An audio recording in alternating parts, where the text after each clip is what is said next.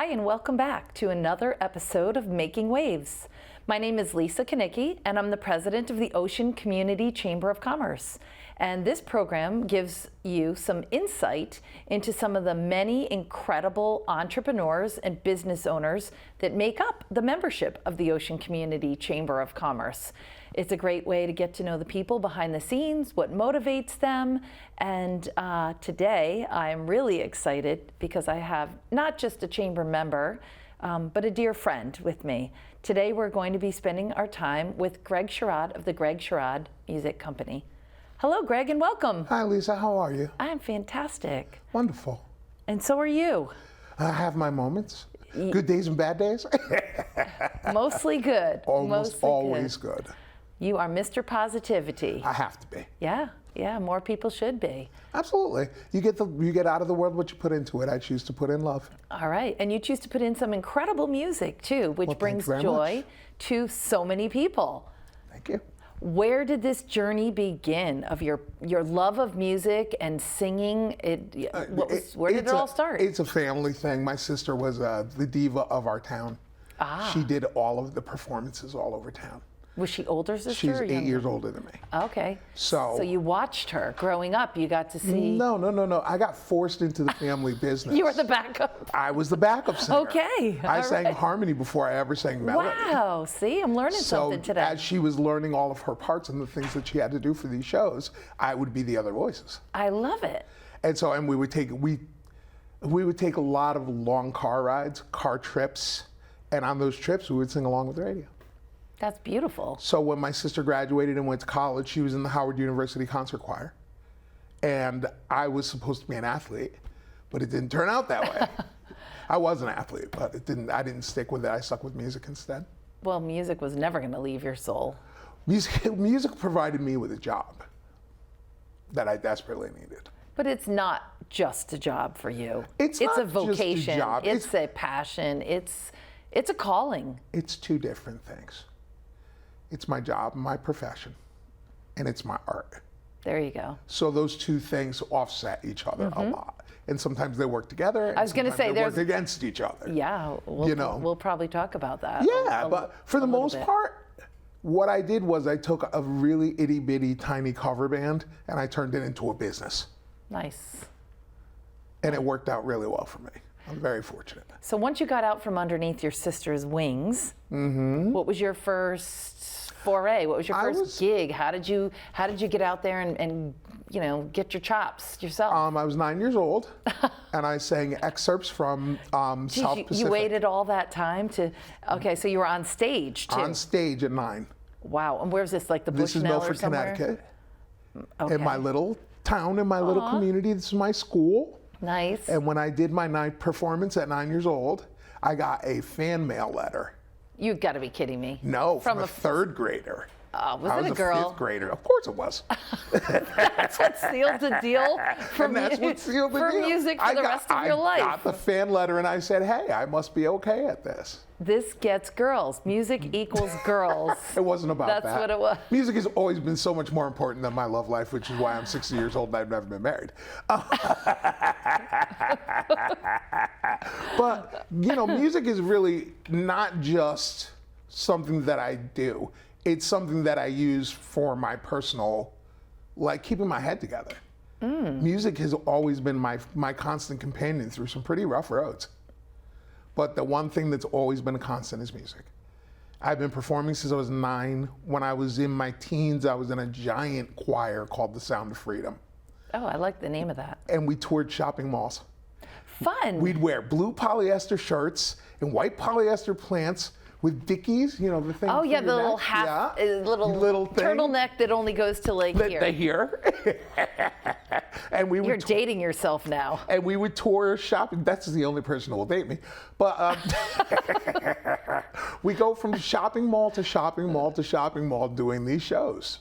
And it was a blast. Now, we had fun. Was this like prearranged with the mall management? Oh, yeah, absolutely. You guys absolutely. just kind of showed up and did your thing? No, the woman who ran the choir was very professional, and she would run it out. Was there compensation? We'll never know. So not for you at that age. The funny thing about the Sound of Freedom thing is we did a skit that was a from West Side, the play West Side Story, there's a popular song in there called Officer Crumpkey. Okay. And it's with all the kids in the neighborhood are doing a musical play picking on the local cop who keeps them in line, right? And the punchline for the song is this really high, really piercingly loud voice that sings the punchline. And I was the punchline guy. Oh my gosh. So I jumped up and I sang the punchline and I got a standing ovation. Awesome. There was a guy who was in the audience. His name was Anthony Lopez. He's a doctor of speech phonetics at Columbia University and sang at the Metropolitan Opera House. And he decided that I should be an opera singer. Whoa. And he gave me free classical voice lessons for 3 years. What an incredible investment. He wanted me to sing at the Met. Wow. But unfortunately, I didn't have the family backing. At the time, I was a homeless kid who got taken in by a family. So it's kind of an unofficial foster. Yep, yep. And I didn't have the backing that you need to, a career in that kind of music. It's intense. Well, you need a house and Yeah. parents Yeah. and people to pay the bills and drive you to recitals. Sure, and sure. I needed to work. I needed to get a job to pay my bills so that I could live. Wow. And my friends were in the streets playing in biker bars. So I decided to do that. Yeah.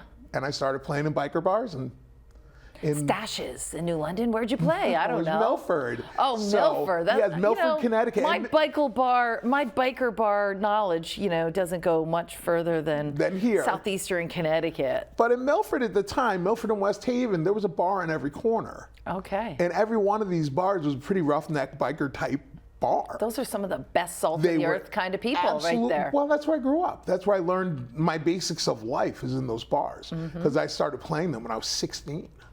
Wow. And by the time I was, Is that even legal now? it wasn't legal then. But I was 6'3" and 310 So who's going to question pounds. you? Who's going to question? Right. Everybody thought I was 18. I already had a mustache. And so we started to do the live music thing all over Milford, and we became one of the most popular bands in the city. And Milford's a 52,000 person small town. That's not that small. That's double the size of where we're living Everybody right now. knows each other. Wow. If I kissed Sense a girl, of community. If I kissed a girl in Devon, they would know about it in Woodmont in a half hour. Oh boy. It was like And there was no social media back then to help you spread that kind of gossip. There's telephones. Oh boy.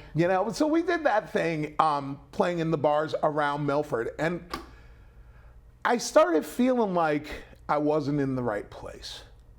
I wasn't doing what was going to be best for me in the long run. I was making my friends happy. It was a party. Yeah. Yeah. But I was starting to think maybe I should be doing something more than just partying.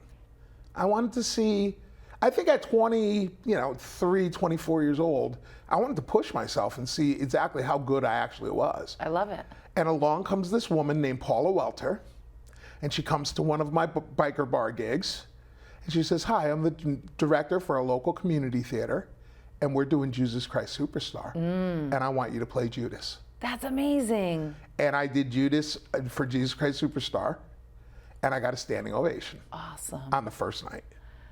Wow. And it was I incredible. just got chills just thinking about what that had to feel like for you. And my boys in Milford are, they're getting drunk and chasing girls and stuff. And I'm like, no, I have an opportunity to do more. Yeah, you took a different path. I took a different path.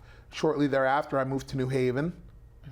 And I found my happy place. Oh, gosh. And I was so at home there. It's an arts community, college town with all this freedom and all this mixture of people, extraordinarily integrated, beautiful place. Great energy. And within 6 months, I was backing up Tower of Power at Toad's place. Sold out. Wow. Like I said, everything happened to me. You just It's not gained really. tremendous momentum. I just really had fast. momentum and I just kept moving. And things just kept happening. Good things kept happening. So when you're in that and the tide is bringing you along and it's churning and things are going, you're doing gig after gig after gig. That's got to be like, from an energy standpoint, how do you sustain your energy every night? Because you've got some powerful vocals. You pack a punch when you sing.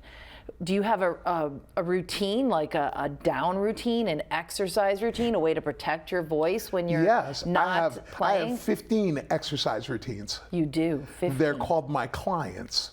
Ah. I work out with my clients every day. Okay, so when you're teaching, that's part of it. I'm practicing. You're practicing. And teaching. I sing with every student. Love We it. sing together. It forms a bond. All right, we're going to talk about your students towards a little bit further more, Okay. because that is a big aspect of who you are now and what you do, how you pay your bills, and I know you're passionate about it. I want to stay on this journey of you're The in backstory. Yes, yes. So you're in New Haven, you're cranking, you're in the scene. So fast forward Yep. about 6 or 7 years. Okay. I'm in New Haven. I'm playing 3 times a week, and I'm working a job that requires 65 to 70 hours a week. Yikes. I'm burning myself out Yeah. at 30 some odd years I could old. see it. I'm going down the tubes, and it's not working out for me. And I had a few really bad habits that were getting very out of control at the time. And a friend of mine said, hey, I've got an A-frame house in Voluntown in the middle of the woods. Why don't you move up here? Get away from it all. Come dry out. Yep. So I moved up there to get my head together, and on a map, I drew a circle. Right? 30 miles in a circle. Where do I want to play?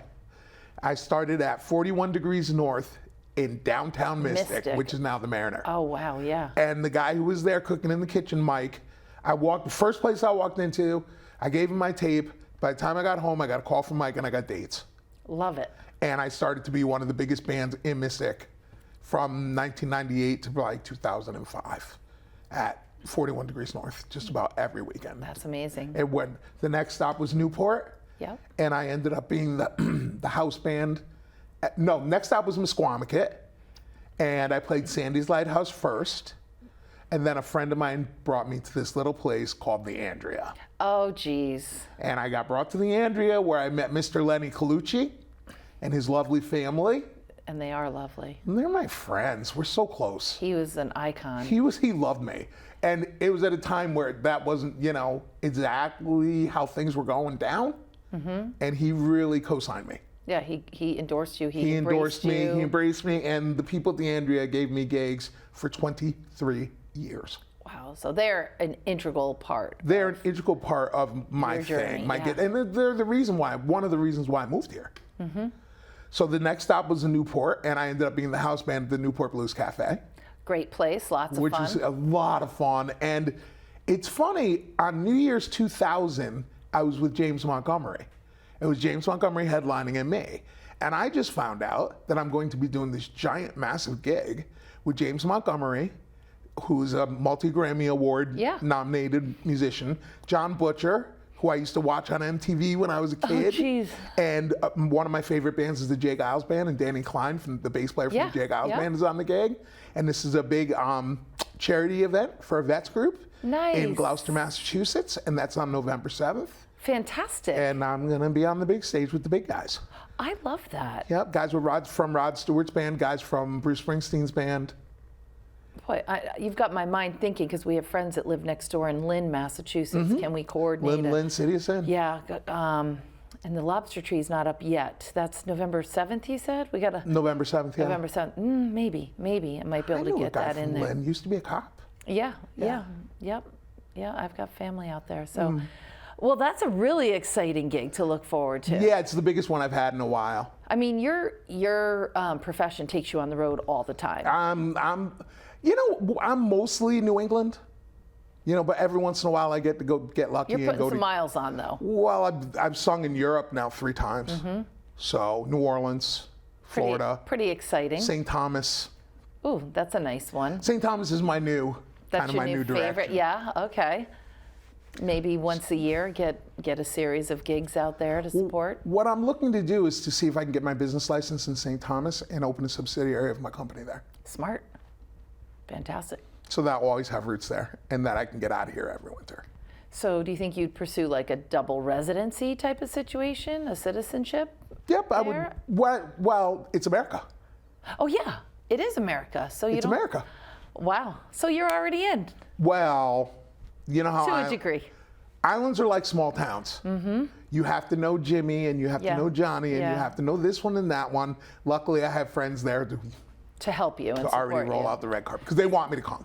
So these are people you met through your music, or people you already These knew? are people I met through my music. My friend Don DiStefano is the harmonica player for Creamery Station, which is a big jam band. Okay. And he was always, you got to go to St. Thomas. You'll love St. Thomas. You'll love St. Thomas. He knew that was your He vibe. knew it was my vibe, Yep. and he knew I would love it. And the first time I went, I stayed on a hippie commune Oh my gosh. called Tillett Gardens. Is it still there? Yes, absolutely. Wow. This guy named Jim Tillett was in London at the end of World War II, and he came up with a new process for screen printing.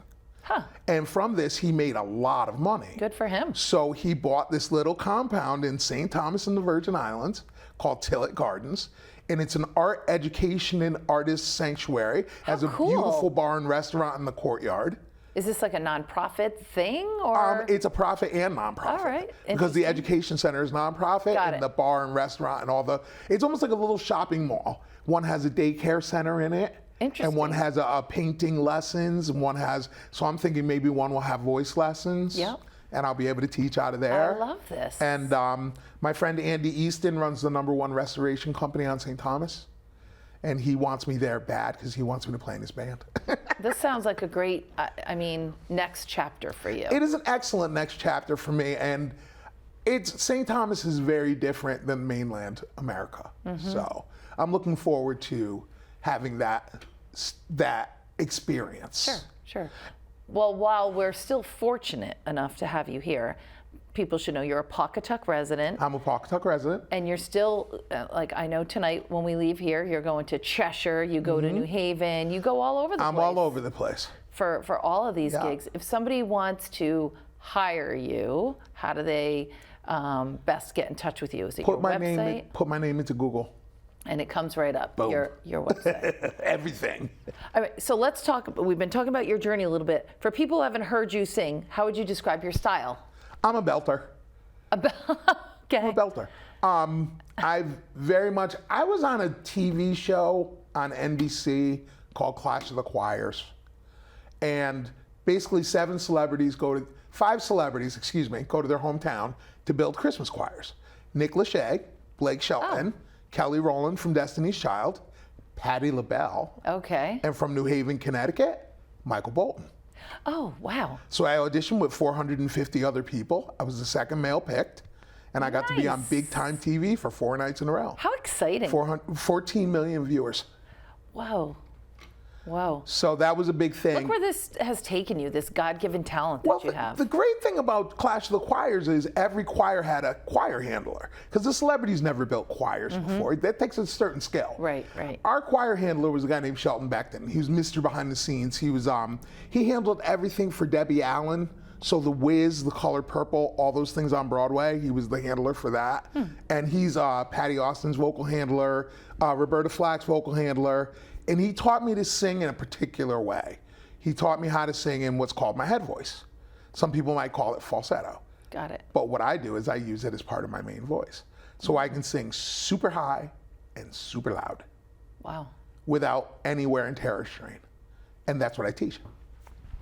So, yeah, I've enjoyed listening to you at local pubs. Of course, we hire you at the Chamber for Sunday Fun Days. A lot because you're great. Thank you. And it's a great way to expose you to a different audience. And I see people coming down the street and they're like, where is that coming from? Because your voice carries, it bellows, it carries 3 blocks away from where you're performing. Well, we set up in front of glass. Yeah, and it makes people go, whoa, this guy, they're not expecting that at a little street festival in downtown Westerly, because your caliber, it's fantastic. Thank you very much, Lisa. No, really. You're so complimentary. It's fantastic. It's like you feel transfixed, like you gotta stop and listen, because it's so rich. And sometimes you're by yourself, and sometimes you bring your friend Jim or Usually I have an accompanist to play guitar for me because I'm an amateur guitar player. Oh, there you go. I only play like sporadically in public. Yeah. I play at home. I play to write music, and I've written 5 albums so far. That's important, 5 albums. Yeah, it helps, and my songs are my babies. Now, if someone wants to buy an album, where do they even find it? The best place is to go to Bandcamp. Okay. Bandcamp, you can download the album right there, boom, bang. All right. I believe all 5 of them are on Bandcamp. And I know when you first launch your albums, it's such an effort to raise the money, put the time in, and get it from concept to actual reality. And I've seen you go through this process, and I just know what it takes out of you. It's tremendous. And then to have the actual physical product and try to get it out there into the hands of potential listeners. You've had some great support by not just the Andrea, which is a first-class company, the gold standard of hospitality. They've had my back the whole way. By the way, and the nicest people ever. By the way, the Ocean Community Chamber of Commerce has been with me every step of the way, including financing. They hooked me up with the Small Business Administration, and that connection between Ocean Community Chamber of Commerce, the Greg Sherrod Music Company, and the SBA has been one of the best things that's ever happened to me. I remember you came to our office, you sat in our conference room, you took the program, you had your questions met, they walked you through, and you did it. You did it. We're the connector, but you did it. You had the ambition, you had the vision, they had the resources, and we just put it together and said, hey, have you ever thought about this? This might be an opportunity for you. The real story goes like this. I call Lisa. Hi, Lisa, how you doing? Hi, Greg, what do you need? Money. I said, $15,000. She said, okay. And boom, there it was. Thinking about it now. And we had the budget to make the record. 15,000 doesn't seem like so much in the context of so many other businesses, but to you, it's an amazing, huge amount of money. It's a life-changing investment. I'm a micro future. business. Absolutely. So everything I do is on a smaller scale. Yep. And SBA is really, really good for that because they're used to dealing with businesses that are bigger. My needs are like, to them is like, yeah. no problem. And they become like another partner in your success. They're vested in you. What they do is they assign you a person. Yeah. And that person calls me Joe McCaffrey calls me every month and makes sure I'm doing okay and makes sure the business is still running and gives me pep talks and he hooked me up with a marketing company that helped me to get my student role up to a place where I really needed it to be. Awesome. Let's talk about that now. Your student role, your voice lessons. When did you get into that? And where do they take place? And, it's more than just people that want to hone their skill. There are some health benefits and some other aspects. Lots of benefits. That people might not necessarily think of when they just think of the Greg Sherrod Music Company. So tell us about that whole aspect Well, of if you think about it, I've had teachers my whole life. My high school music teacher, chorus teacher, was very, very important. Harry Lingdale, rest his soul. Then I went to Anthony Lopez, like I said, and learned a vast amount about classical singing and how it's done. Then I played with rock bands, and my rock bands were turning into blues bands, and I was like, well, how do I turn my classical singing into blues singing? So I went to a gospel instructor. Oh, neat. I went to a woman by the name of Georgia Lewis, who's one of the foremost gospel instructors in the country. Wow, you were lucky. I was very lucky. She trained my friend Jennifer Durkin, who's in Deep Banana Blackout, which is in the south of the state. That's a very, very popular band. And I got to study with Georgia, man. It was like studying with an angel. She was an amazing human being. And then after that, I went to Clash of the Choirs and I studied with Shelton Beckton. After those three teachers, basically what I did was I took their methods and blended them all together. Yep. And made it into one method that is geared towards singers who sing in front of a microphone and behind a microphone and in front of a drummer. Okay. If you're that type of singer, then I'm going to be very helpful to you. And I know some local singers, I'm not going to say any names because it's kind of like HIPAA violation, okay? But there are some local singers that I go to a pub or an Italian restaurant and they're singing, and I know for a fact that they're my students. They're your students. Yep. And they're out there gigging it. And most of the professional singers in our area have come through me at one point. Cool. At some point. Isn't that a wonderful feeling for you, knowing that just like so many people have invested in you and influenced you and supported you along the way, now you're like really paying it forward and helping all of these folks achieve their goals, their dreams, and perfect their art. Right. Exactly. Well, I've had Big Lux and Bethany Schoenig, and some of the best singers in the area have come through me. So they're my friends. It's a tight community. It's definitely. a tight musical community, which I'm only a small part of because I'm everywhere else. The area where I live is the area where I sleep. And I play farther afield. Sure. Right. Where your home base, but home base is more for teaching. You know, that's what I do in my area. So when you're teaching, is this online? Is this in person? I teach 100% online now. Okay. Because during COVID, it worked so well that my business actually grew. So you said, wow, build a better model. It was more convenient. For them and for you. For them and for me. And it really ended up being a fantastic model, and that's what we were on.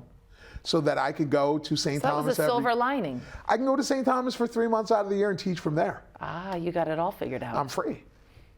Well, you're not technically free. There are costs for your lessons, but you have a plan. You have a plan. My emotions are free. If you want a piece of me, you got to pay for it. All right, as it should be. As it should be. I love that laugh. Wow. Well, you've had an interesting life, right? It's been the most incredible thing that you could possibly imagine. Not boring. For a guy who was born, I wasn't born on first base. I was born behind the dugout in the parking lot. For a guy who comes from such humble beginnings to do all the cool things that I've gotten to do is really fun. Yeah. It has been. I've gotten to go to Europe 3 times now. And there's more in your future. I got to sing in Paris. I got a standing ovation in Paris. Yay! That's a milestone you'll never forget. I was playing a huge concert at a horse farm last weekend, and my host from Paris hunted me down. Oh my gosh. I'm like, what are you doing here? That's amazing. It was great. Nadia is awesome. What a shocker Wonderful that had person. to be. It was total. I was on stage and she comes walking out and she goes, blast from the past. That's Exactly. awesome. And she was the best host that you could ever ask for. But my first trip was London, Paris, Amsterdam, and Belgium. And it was incredible. I did best in Paris and London. So the second year I went back to Paris and London, and I established a beachhead in London. I have a whole band there with this great guitar player named Davide Mazzantini from Italy. Wow. Yeah, I can tell from that. All my musicians in London are Italian. So of all those countries, where was your favorite? That's hard. Because Like they were picking your all favorite they were child? all my favorite for different reasons. Okay, all right. But I think if I had to say what was my favorite is London. Okay. Because I just like the people in London. I think they're really cool. I think they're really reserved until you get to know them, and then once you get to know them, they're hilarious. They're a lot of fun. Great senses of humor. I love Paris because Paris is the most visually beautiful place on earth. Oh. The things that they make, statues and buildings and everything, is just, there's such an attention to artistic detail. It's unbelievable. A little formal as a society for me, but I really liked it. Amsterdam, I could live there easily, but I wouldn't get anything done. You'd fit in anywhere. You're just that kind of guy. The place where I fit in the best was in London. I really liked London, and London really liked me a lot. Love to hear it. If it wasn't so cold there in the wintertime, I would be spending more time in London than... I hear you. That's why St. Thomas is the gig. So we've got just a couple minutes left. What's next for you? What is next? What's your next goal? My next goal is to establish my LLC in St. Thomas, Virgin Islands. Okay, and that's within the next... set it up so that I can 24 months, that's within gonna be the next, achieved. say, the next 36. Okay. Okay? Because what I want to do is I want to live there from December to March. And I want to come visit you. Of course. You better come visit me. But in the meantime, I'm going to be sitting in the cheap seats, cheering you on, listening to your rich, sultry voice, listening to you belt it out. Lisa, and, yes? I guarantee you get a backstage pass. Oh, well, thank you. You're welcome. Thank you. Find Greg Sherrod somewhere in the community. Go to his website. Go to his Facebook. Find him. Just call me and say hi. You'll always find him at a Sunday Fun Day when we do those series. Sometimes in Wilcox Park when we do the art show. Yeah. And that's community stuff separate from all your gigs out there. Well, it's great for me to be able to pay back to the community that I live in. And you don't just do it to them. I know that you go, for example, Thursday nights to DPI. I do. To support other bands and other groups, or to just jam with people and stay fresh and stay connected in the industry. Well, that's what it's all about. Musicians are one big, happy, dysfunctional family. There you go. Well, we all know each other. We all hang out together. But you all support each other, Support each other. Older guys. I think younger guys are a little more competitive. Well, hopefully they come around. Us older guys have already done everything, so we're kind of like, you don't have whatever, anything man. to prove. You're just having fun. We're just having fun. And enjoying each other and making a living. Getting to enjoy our privilege. And we have a privilege of being good musicians. And that's, And you have a gift. You have a gift. I'm very thankful for it. I'm very grateful for everything that's happened to me. Well, that's a wonderful And note. I'm very, very grateful for you. Oh, right You've back been at an you. amazing friend. Yep. You really have. I feel the same way about you, and I feel that this community is so lucky to have you. You bring a whole different sound, a whole different vibe, and you are positive, positive, positive every day of your life. Keep doing that because it's an inspiration. It helps lift other people up. The world needs it. You got it. Put into the world what you want out. The basic rules, basic rules. Well, on that note, thanks for tuning in and for learning more about Greg Sherrod of the Greg Sherrod Music Company. He's from right here in Pawcatuck, Connecticut, but he performs all over the region. You can find him on Facebook. You can put his name into Google and find him. You can call the Ocean Community Chamber of Commerce and we'll tell you how to get in touch with him. He's wonderful, and so are you for tuning in and giving us your attention and learning more about this great guy. Thanks for supporting local. Thanks for supporting local music. And, Yay! And to learn more, visit oceanchamber.org.